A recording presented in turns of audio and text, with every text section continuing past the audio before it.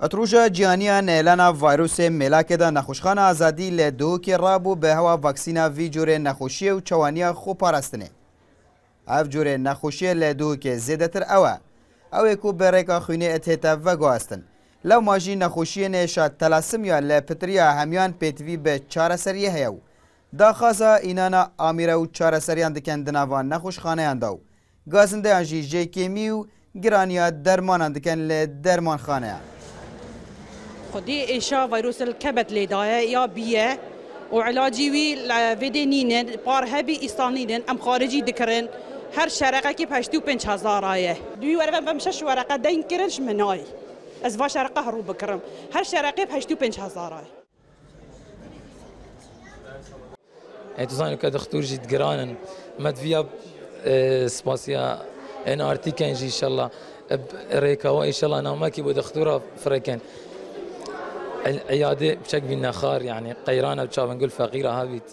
ما بيتشنو بيت ام بين الدولات خارج ما بيت هاد بالكردستان اف جهاز عمليات او يا اويد يا بو چارەسەری بو عالم هاد باكرن في گوفمنت مثلا دكريتين هر دكريت من اسبوع دجاره استينم خينه دمه استينم دم علاج هند دجاره درمان تين دجارانين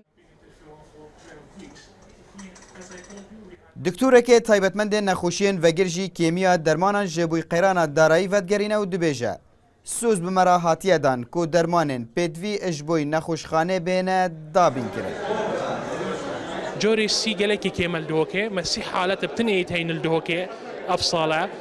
بار مشيستها بو أفصالة سيها أم جلكي جشبين إنكو صالد بين فيروس جوري سي الدوكي نميني قصدا آزادي إكشوا سنتراي أو تهرب باش المنطقة خري كو همي نوعية شهر سرية هين همي نوعية فحصاية هين بلي أفتشن هيبت أخيري هيبك دو هيبت أخيري جبر قيران الداري درمايت ميت كيمبوي بلي ساخلامية دوكي وعدي دائما كو خلال فترة كيم أفتشتدئت شهر سركرن ویروس ملاکی 5 جوران ابخوافت گریتن جوانان جی جوره ایو بیو سیو دیو ای ین کو جه مطرسیه جی جورن بیو سینه لدهو که جوره بی نزی 10,000 نخوشان هنو جوانان جی بتن 300 نخوش پیدوی به 4 سرینه جوره سی جی لدهو که زوره که مکو بتن 30 حالت هنه هر نخوشه که ویروس جی جوره بی جی هبیتن گرکه هر 6 ماهان جاره که پشکنینج بوی بهن انجام دان. عبدالصمد ریکانی NRT دهوک